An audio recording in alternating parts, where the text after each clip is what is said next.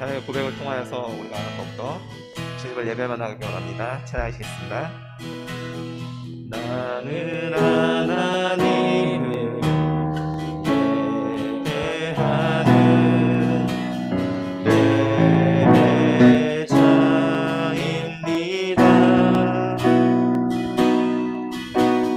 내가 서 있는 곳 어디서나 하나님을 예배합니다. 내 영혼 거룩한 은혜를 향하여 내 마음 완전한 하나님 향하여 이곳에서 바로 이 시간 하나님을 예배합니다. 나는 하나님을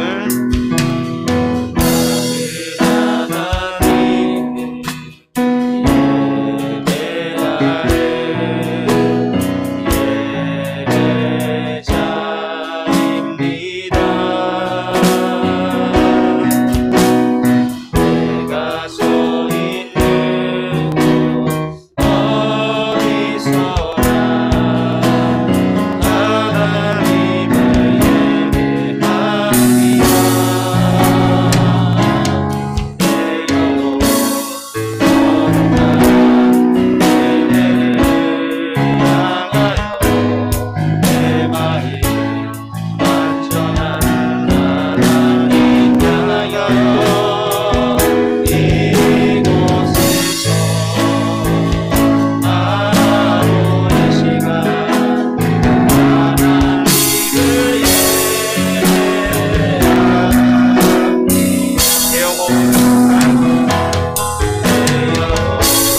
거룩한 은혜를 향하여 내 마음 완전한 하나님 향하여 이곳에서 바로 이 시간 하나님을 예배합니다.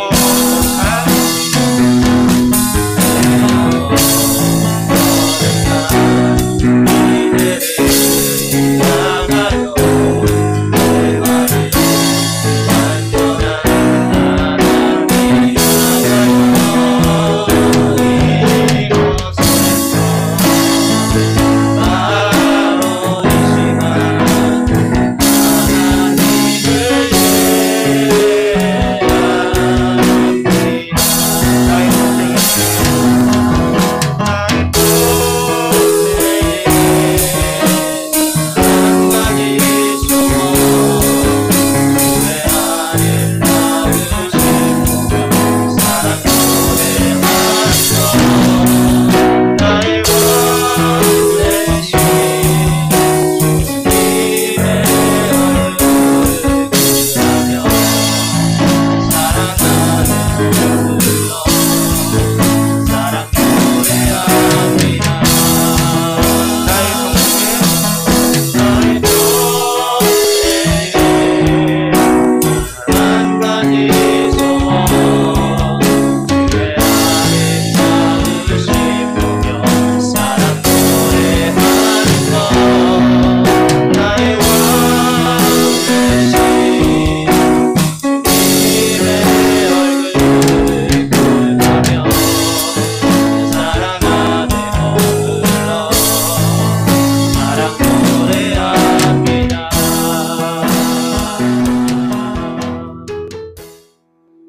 사랑의 하나님 감사합니다. 오늘 또 이렇게 수련회 2부 순서로 이곳에서 또한 같이 주님을 찬양하고 또한 주님을 예배하며 나갈 수 있게 해주시면 감사합니다. 아버지 하나님, 비록 우리가 이곳에서 같이 모여서 예배를 드리지 못하지만은 그래도 각자의 있는 상황과 각자의 있는 그 곳에서 정말 주님을 예배하며 나가오니 주님 아버지 기뻐 받아 주시옵시고, 정말 우리가 이 예배를 통해서 우리가 정말 더욱더 주님을 기쁨으로 정말 예배하며 나갈 수 있는 그런 시간들이 될 수 있도록 인도하십소서. 우리가 계속해서 그 예수님의 또 그 행적들을 우리가 또 바라보고 또한 지금 이 시간 또 그것들을 배우며 나아가는데 우리가 정말 그 예수님의 그 삶을 우리가 또한 바라보며 우리가 정말 그 예수님의 삶을 우리가 닮아가기 원합니다. 아버지 이 시간 함께 하시옵시고 정말 주님을 더욱더 예배하며 나갈 수 있는 그런 시간들이 될 수 있게 인도해 주세요. 이제 우리가 말씀을 듣습니다. 말씀을 선포하시는 권효세 전도사님 가운데 함께 하시옵시고 영일간의 강건함을 더하사 정말 말씀을 선포하며 나갈 때 그 말씀이 우리 아이들에게 또한 그 생명의 말씀이 될 수 있게 인도해 주세요. 모든 것을 주님께 맡기옵니다. 이 모든 말씀 살아계신 예수님의 이름으로 기도드립니다. 아멘. 예. 자, 오늘 우리 한번 봅시다. 나를 치유하시는 예수님이라는 제목으로 오늘 말씀을 나눠보겠습니다. 누구를 치유한다고요? 나를 치유하시는 예수님. 치유하다, 치유하다. 우리 초등학생들 같은 경우는 치유라는 단어 설명도 해줘야 돼. 근데 여러분들은 치유가 뭔 뜻인지 아니까 치료하는 거하고 똑같은 거예요. 그래서 치유해 주시는 거예요. 그래서 치유하시는 그 예수님에 대해서 우리가 살펴볼 텐데 이 치유하신다라는 것을 우리가 좀 기억하기를 원합니다.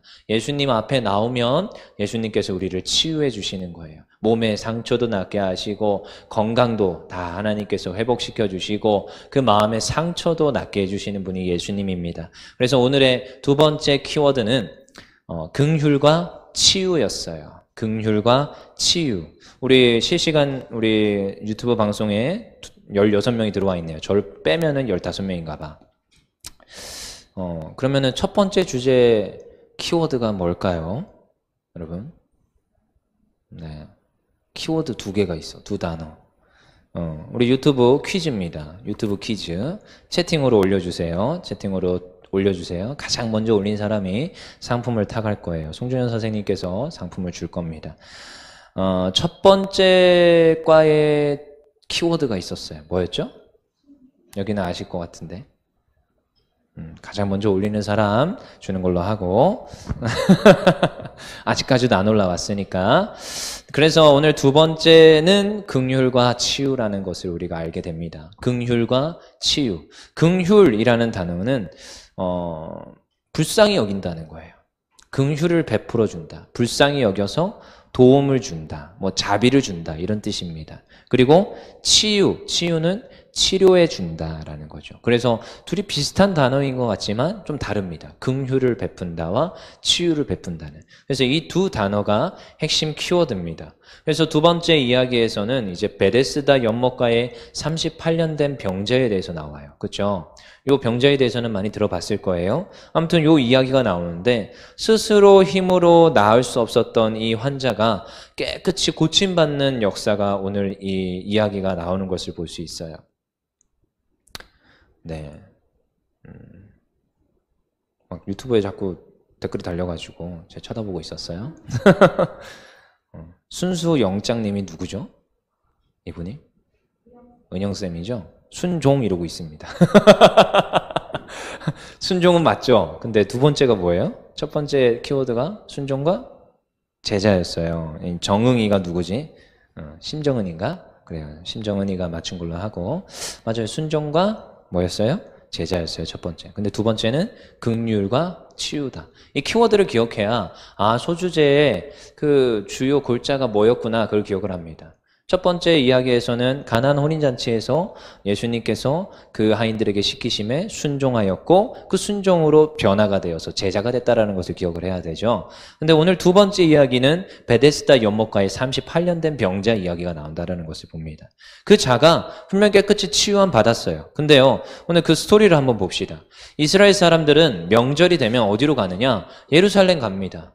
이제 9월이 이제 다가왔고 9월 뭐 또 중순까지 사회적 거리두기, 강화된 사회적 거리두기 2.5단계, 2단계 뭐 이렇게 한답니다. 근데 또 9월의 마지막에 또 위기가 있어. 추석이라는 대명절이 있어요. 우리 대한민국은 이 참 뭐 이 민족 간의 이 교류가 굉장히 대단하기 때문에 한민족이라는 이 유월성이 대단하기 때문에 설날과 추석만 되면은 민족 대이동이 일어납니다. 근데 요즘은 민족 간의 대이동보다는 해외 여행을 많이 간다는데 이제 이 걱정인 거지. 요즘은 해외여행은 못 가겠어도 그러면 제주도 간다는데 이제 걱정이 좀 생각이 나는데, 아무튼 명절이 되면 어딘가를 가죠. 우리나라 생각을 해보세요. 근데 이스라엘도 명절이 되면 어디 가요? 예루살렘에 가는 게 이들의 일이야. 당연히. 왜? 그들의 절기를 지키기 위해서 어디를 가느냐? 예루살렘 성전에 가서 거기에서 내가 제물을 바치고, 그 제물 바치기 전에 어떻게 하느냐? 나의 죄를 정가를 시키고 그 제물을 잡아다가 그 제물을 제사를 드려요. 그래서 이제 내 죄가 깨끗이 고침받았구나. 그래서 여러 가지 제사를 드립니다. 우리 지난번에 잠깐 살펴봤지만 속건제, 속죄제 이런 것도 있어요. 그러니까 이 속건제와 속죄제는 특별히 정말 내가 알고 지은 죄에 대해서는 내가 죄사함을 구할 수 있지만 모르고 지은 죄는 어떡할 거야. 그래서 굉장히 제사 드리는 게 중요해. 왜? 죄가 있으면 안 돼. 하나님 앞에 가야 되는데 죄가 있으면 안 되기 때문에, 그래서 절기마다 예루살렘 가서 그렇게 애써서 절기를 지켜야 되는 거야. 제사를 드려야 되고 내 죄를 사함받아야 돼. 그래서 이 이스라엘 이 사람들은요, 명절이 되려면 예루살렘에 올라갔어요. 그래서 이스라엘 사람들은 이 명절에 가족들과 함께 이제 올라가는 거예요. 그리고 성전에 이제 들어가서 그 절기를 지키고 제사를 드립니다. 그러니까 이 얼마나 성전에 많은 사람들이 오겠어. 전국적으로 온단 말이지. 여기서도 오고 저기서도 오고 여기서도 오고, 가족 단위로 와요. 한두 명이 오는 게 아니라 여자는 혼자 움직이지도 못합니다. 그래서 사마리아 여인이 돌아다니는 게 아니라, 우리가 알죠? 사마리아 사람, 강도 만난 사마리아 사람이 여자일까 남자일까? 남자예요. 잘 기억하세요. 강도 만난 사마리아 사람이 여자일 수가 없어요. 혼자 길을 가다가라고 표현하는데, 혼자 길을 가다가는 여자는요, 그 당시에 물 기는 거 빼고는 혼자 길 다니다가 큰일 나요. 왜냐면 여기는 CCTV가 없기 때문에 위험한 곳이야. 쉽게 생각하자고. 아무튼 가족 단위로 엄청나게 올라와서 이 성전이요, 아마 문전성세 어마어마하게 지금 미어 터질 거야. 그리고 예루살렘 성전에는 문이 여러 개가 있었어요. 특별히 문이 여러 개가 있어요. 어떤 문은 큰 문이고 이름마다 있는데 그걸 우리가 살펴볼 필요는 없고, 특별히 어떤 문이 있는데 그 문은 뭘 사는 곳이냐면 양을 사는 곳이야. 양. 그래서 그 성전의 그 문은 이름이 양문이라는 곳이 있었어요. 양문.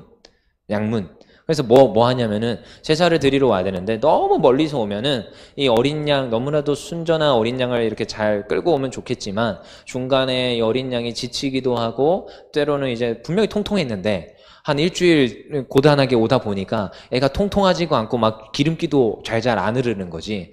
그러니까 분명히 통통했고 정말 예쁜 어린 양이었는데 막상 제사 드리려니까 삐쩍 말라있고 좀 초췌한 그 어린 양이 돼버려가지고, 그래서 예루살렘에서 뭘 팔았냐면 양을 팔았어요. 그래서 나중에 이게 사실 하박국이나 이런 데 가면은 너희들이 잘못했다 하면서 막 꾸짖고, 예수님도 나중에 가서 막 여기가 장사하는 곳이야 하면서 막 뒤집어 엎는 곳이 이런 거예요. 왜? 그 앞에서 뭘 팔았냐면은 제사할 그 짐승들을 팔았단 말이지. 근데요, 정확한 정가에 팔지 않고 뭔가 좀 붙였겠죠? 장사치들이니까. 그러니까 장사치가 돼버리는, 장사터가 돼버리는 성전이. 아무튼 그 양문이 있었어요. 근데요, 그 양문 앞에 누가 있었느냐? 이 베데스다라는, 양문 그 옆쪽에 베데스다라는 그 연못이 있었어요. 근데 그 연못의 이름이 뭐냐? 그 연못 그 옆에 이제 베데스다라는 정자가 있었죠. 근데 그 정자의 이름을 뭐라고 하느냐? 베데스다. 근데 그걸 좀 해석을 하면은, 우리가 이게 헬라어잖아. 헬라어를 해석을 하면 긍휼의 집이야. 긍휼의 집. 우리가 그냥 베데스다 연못에 그냥 앉아있는 38년 된 병자 이야기로 기억하는데, 그 베데스다라는 것 자체가 사실은 긍휼의 집이라는 뜻이란 말이지. 그리고 그 주변에 누가 앉아있느냐? 멀리서 온 사람들이 쉬는 정자가 아니라 그 주변에는 누가 앉아 있었느냐? 비를 피하는 곳으로 있었는데 병자들이 와서 앉아 있었다라는 거예요. 양문 옆에. 그래서 이제 우리가 이제 잘 생각을 해보세요. 그림이 그려지죠? 연못이 있고 이쪽에는 성전이 있을 것이고, 그리고 그 옆에 정자가 있을 것이고, 그 정자에 누가 있다? 병자들이 있을 것이다. 기억이 나죠? 이제 어느 정도 머릿속에 그림이 그려집니까? 근데요, 그 가운데 이 병자들이 막 앉아 있는데 오늘의 주인공은 누구예요? 거기에 누가 앉아 있어요? 38년 된 병자가 앉아 있는 거. 지금 38년 된, 몇 년 동안 지금 누워 있었다? 38년. 그의 나이가 대략 몇일까? 38살 이상이겠죠? 못해도. 언제부터 병이 낫는지는 우리가 추측은 할 수 없지만 못해도 38년 이상 된 병자라는 말이지. 그러나서 아무튼 거기에서 이제 앉아서 있었어요. 근데요, 이 긍휼의 집이라는 곳에 긍휼이 없네. 우리가 잘 살펴봅시다. 여기에는 한 가지 기적을 믿는 사람들이 있었어요. 한 가지 전설을 믿었어요. 뭐냐? 연못에서 베데스다 그 가의 그 연못에서 뭐가 일어나면 물이 동하면, 그러니까 물이 뽀글뽀글뽀글하면 천사가 내려온 거라기 때문에 거기서 조건이 있어. 그 물에 들어가면 나음 받는다. 근데 조건이 뭐야? 가장 먼저 들어가는 한 사람만 깨끗이 고침 받는다 라는 전설이 있었어. 근데 이 전설이 있다라는 건 여러분 잘 생각해 보세요. 전설이 있다는 건 실제로 나음 받았을까 안 받았을까? 그 무슨 일이 있었어요? 전설이 있는데 천사가 내려와서 물이 동하면 거기에 들어가면 깨끗이 고침 받는다는 거죠. 그래서 이 깨끗이 고침 받는다. 이러한 전설이 있다라는 것은 사실은 뭔가 일이 일어났다라는 것을 우리가 유추해 볼 수 있어요. 뭐 다 나음 받았지는 못하겠지만 분명히 어떠한 경우에서는 고침 받지 않았을까요? 우리 생각해 볼 만하지 않습니까? 근데 여러분 이런 것도 있어요. 사실 제가 경험을 해보는데 분명히 어떤 분이 저한테 되게 귀한 약이라면서 저한테 줬어요. 그래서 비타민이라고 하고 줄 때가 있었거든요. 근데 제가 그 비타민을 먹고 괜히 그걸 먹으면은 무슨 느낌이 나는지 알아요? 힘이 나는 것 같아. 그 별거 아닌 그 알약 하나 먹었는데 분명히 이 알약이 들어가서 나중에 깨달았어. 알약이 들어가서 이 알약이 분해가 되고 이게 나한테 흡수가 되기까지는 굉장히 많은 시간이 들거든. 근데 이 알약을 내가 먹고 나서 굉장히 나는 힘이 나는 것 같은 그런 기분이 들 때가 있어. 특히 뭐 여러분들은 잘 몰라. 근데 비타민 먹거나 홍삼 먹거나 그러면은 먹는 즉시 뭔가 힘이 나는 느낌이 들 때가 있어요. 이 전도사님 나이 정도 되면 저 뒤에 계시는 격하게 끄떡끄떡 하시는 권사님 정도 나이 되면 먹자마자 막 힘이 발생하는 경우가 있다고. 근데 여러분 잘 생각해 보세요. 그게 정말로 뭐가 대단해서 그 약이 약효를 발휘하는 걸까? 그렇진 않을 거야. 추측을 해보세요. 생각을 해보세요. 그럼 뭐냐? 마음의 상태의 변화라는 거야. 내가 이걸 먹었으니까 나 나음받았다 이런 착각을 불러일으킨다는 거죠. 여러분 이 전설이 대부분 다들 가짜야. 근데도 나음받는 사람이 있다라는 게 또 문제야. 잘 생각해 보세요. 옛날부터 전해져 내려오는 그런 전설들 속에 고침받는 사람이 있고 나음받는 사람이 있대요. 뭐 어떤 병을 치유받았다는 사람이 있대요.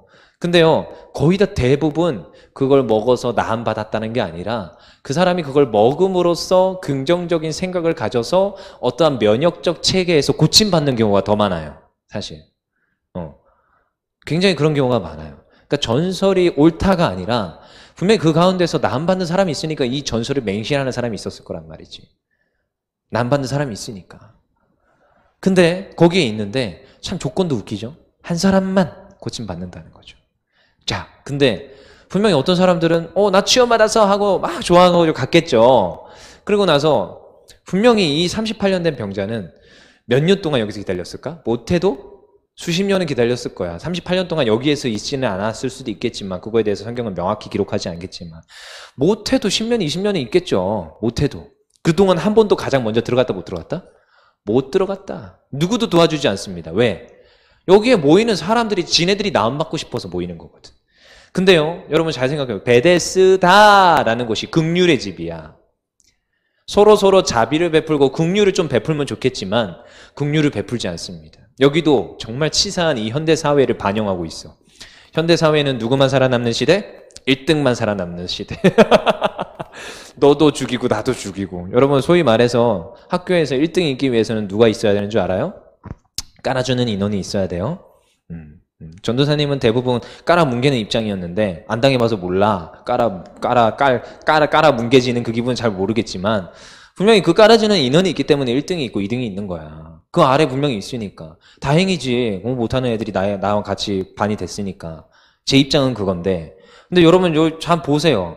여기에도 그 다리가 불편했거나 어떤 몸이 불편함으로 못 들어가니까 다른 애들은 취함받는데 분명히 자기보다 먼저 들어왔는데도 먼저 들어가서 깨끗이 고침받고 나가는 경우도 있을 거란 말이지. 얼마나 억울하겠어, 이 38년 된 병자. 생각을 해봐요. 1등만 살아남는 더러운 시대. 이 현대 시대 아닙니까? 그래서 그 가운데서도 막 불평하면서 아마 지내고 있었을 거예요. 그의 그 말들을 돌아보면 굉장히 불평불만이 많다라는 것을 보게 됩니다. 근데요, 그 가운데 누가 찾아오십니까? 예수님이 이 베데스다에 앉아있는 38년 된 그 병자에게 찾아오십니다. 이 긍휼이 없는 그 집, 긍휼이 없는 이 베데스다 연못의 옆에 있는 그 38년 된 병자에게 예수님께서 찾아오십니다. 그리고 그 38년 된 병자가 예수님을 아는 체를 한 것도 아니지만 예수님께서 먼저 다가가십니다. 여러분 삭개오 이야기도 아시죠? 삭개오 이야기도 예수님께서 먼저 찾아가셨어요. 그것에 삭개오가 감동하는 거 아니겠어요? 근데 오늘 38년 된 병자도 자기가 먼저 찾고 구하지 않았어요. 예수님께서 먼저 찾아가십니다. 무엇 하심으로? 긍휼하심으로. 그 38년 된 병자에게 자비를 베풀고자 예수님이 찾아오십니다. 뭐 하고 있는 자에게? 여전히 아파서 병들어 있는 자에게 먼저 찾아오신다는 거예요. 여러분 우리가 이런 걸 보면서 우리는 생각해야 됩니다. 내가 예수님 앞에 가는 것이 아니라 예수님께서 나에게 찾아오셨다. 내가 예수님 앞에 가서 내가 열심히 애써서 말씀을 듣고 내가 말씀으로 살아낸다 말하지만 사실은 그 말씀을 우리에게 먼저 주셨고 그 말씀을 내가 보게끔 하셨고 그 말씀이 나의 마음에 와닿게 하시는 분은 하나님이시라는 거예요. 그래서 여전히 우리가 병들어 있는데 긍휼함으로 우리를 고쳐주시고자 긍휼을 베풀어 주시는 분은 누구냐? 예수 그리스도라는 거예요. 그래서 오늘도 우리가 이 현실 가운데서 이렇게 랜선 수련회를 합니다. 저는요 이렇게 랜선 수련회 할 수 있으면 기쁨이에요. 이렇게라도 할 수 있음이. 왜냐하면 주변 친구들은 저를 굉장히 부러워합니다. 야, 너 그렇게 해? 그래서 제가 이렇게 한다 말을 하면 친구들이 부러워해요. 왜 그런지 알아요? 이런 시스템이 없어서 할 수가 없대요. 할 수가 없대. 근데 저는 할 수 있잖아요. 이렇게 선생님들이 도와주시고 집사님들이 도와주셔서 이렇게 할 수 있음이 기쁨이에요. 그리고 이렇게라도 말씀을 전할 수 있음이. 왜? 그러면 그 말씀이 그들에게 찾아갈 거니까. 근데요, 제가 전한다고 하지만 제가 전하는 것이 아니라 이 모든 환경을 예비하시고 끌어주시고 이렇게 하게끔 열어주시는 분은 하나님이시라는 거야. 여러분들이 그냥 가만히 있는데 말씀이 들려오죠. 내가 여기 들어왔어. 이게 아니라 말씀이 들려오는 것입니다. 예수님께서 나에게 찾아오시는 거예요. 여러분들이 지금 방에 있습니까? 방에서 예수님이 찾아가시는 거예요. 무엇을 베풀고자? 긍휼을 베풀고자. 그래서 예수님이 찾아오셔서 묻습니다. 야, 너 내가 낫고자 하느냐? 내가 너의 그 문제와 너의 모든 상처와 너의 아픔이 낫고자 하느냐? 예수님이 묻습니다.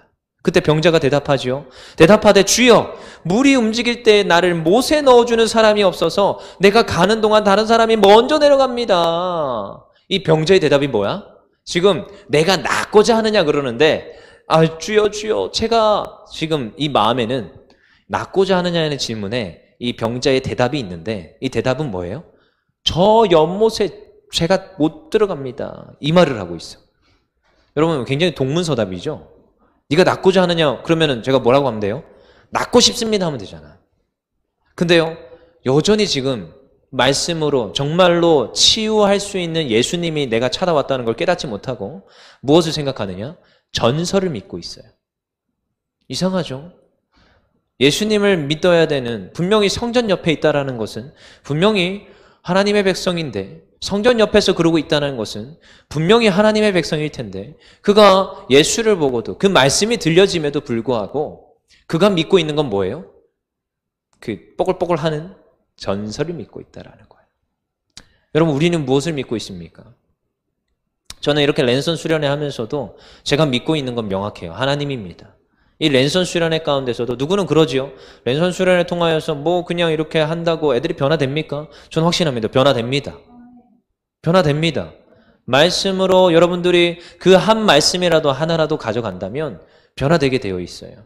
그리고 그 긍휼 가운데서 하나님께서 그 모든 문제를 해결해 주십니다.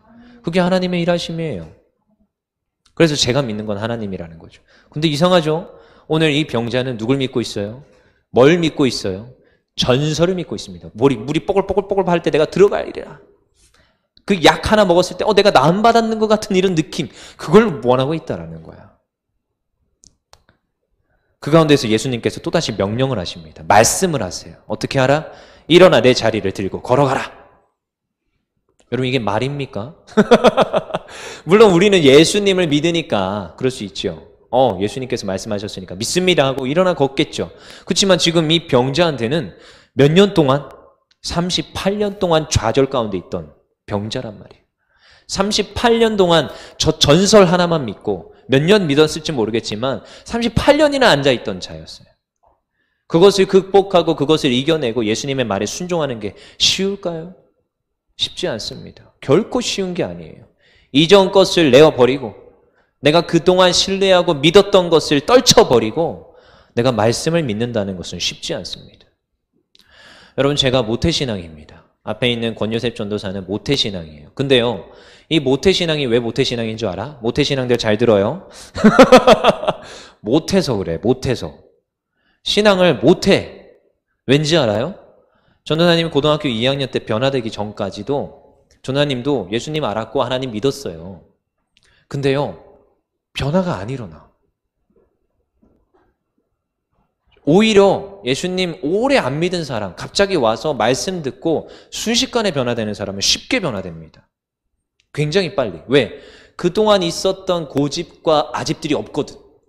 근데 이 모태신앙은 그동안 자기가 가져왔던 잘못된 믿음들이 너무 많아. 이걸 깨부시는 게 진짜 힘들어요.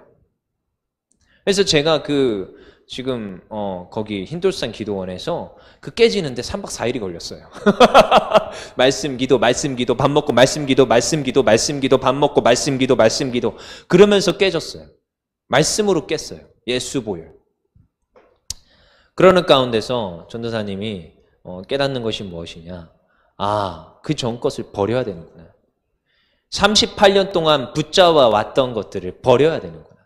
내가 38년 동안 상처로 남아있던 것들, 나의 그 마음속에 문제로 상처로 남아있는 것들을 내가 버려야 되는구나. 그리고 누구의 말씀에 순종해요? 예수님의 말씀에 순종해야 되는 거예요. 예수님의 그 긍휼하신 그 말씀에 순종하면 무엇이 일어나느냐? 치유가 일어납니다. 전도사님도요, 이것을 깨는데 힘들었어요. 변화되고 예수님 믿고 나서도 대학생 때 신학생 가운데 대학교 3학년이었나요? 군대 갔다 오고 나서 많이 울었습니다. 뭐 때문에 울었냐면 그때 24살이었죠? 24살. 근데 24살 때 무엇 때문에 울었냐면 제 마음속에 상처가 있더라고. 어릴 때부터 받아왔던 목회자 자녀로서의 상처가 있더라고. 어릴 때부터 받아왔던 쌓이고 쌓였던 여러 사람들한테 받았던 상처가 있더라고. 하나님 앞에 내가 기도하면서 해결했다고 생각했는데 부모한테 받은 상처, 친구들에게 받은 상처, 사람들에게 받은 상처들 표현을 안 하니까 내가 해결을 했다고 생각했는데 지나갔으니까. 그렇지만 그게 상처로 남아있더라고. 근데 말씀 가운데서 깨달았는데 그 상처들을 내가 하나님 앞에서 회개하면서 치유받아야 된다는 것을 24살 때 알았어요. 그리고 기도를 갈아서 한참 울었습니다. 그 상처를 하나님께서 치유하여 달라고 매달리면서 울었어요. 예수님, 제가 이런 상처가 있습니다. 처음으로. 왜? 하나님 앞에 기도할 때도 내가 감췄거든. 그건 빼놓고 기도했어요. 근데 아니더라고. 내 상처를 하나님 앞에 활짝 열어놓고 하나님 앞에 그 마음의 그 다락방, 숨은 다락방까지 활짝 열어놓고 그 문제를 다 들고 하나님 앞에 가서 하나님 이 문제 해결해 주세요. 이 상처 하나님 회복시켜 주세요. 그렇게 나아갔어요. 이 병자도 똑같지 않습니까? 너가 일어나 내 자리를 들고 걸어가라. 그때 이 병자가 깨달았어요. 그렇구나. 내가 여기에서 저 알량한 저 물이 동할 때 내가 가는 것이 아니라 말씀에 순종하여서 일어나 걸어가면 되는구나. 그러고 나서 순종하여서 일어나 걸어갑니다. 어떻게 하고 있습니까? 8절 예수께서 이르시되 일어나 내 자리를 들고 걸어가라 하시니 9절 그 사람이 곧 나아서 자리를 들고 걸어가니라. 걸어갔습니다. 여러분, 우리가 이런 것을 볼 때 우리는 잘 생각해야 됩니다. 아픔과 절망을 가지고 있는 사람이 누굽니까? 도대체 무엇을 믿고 그것을 꽁꽁 가지고 있습니까?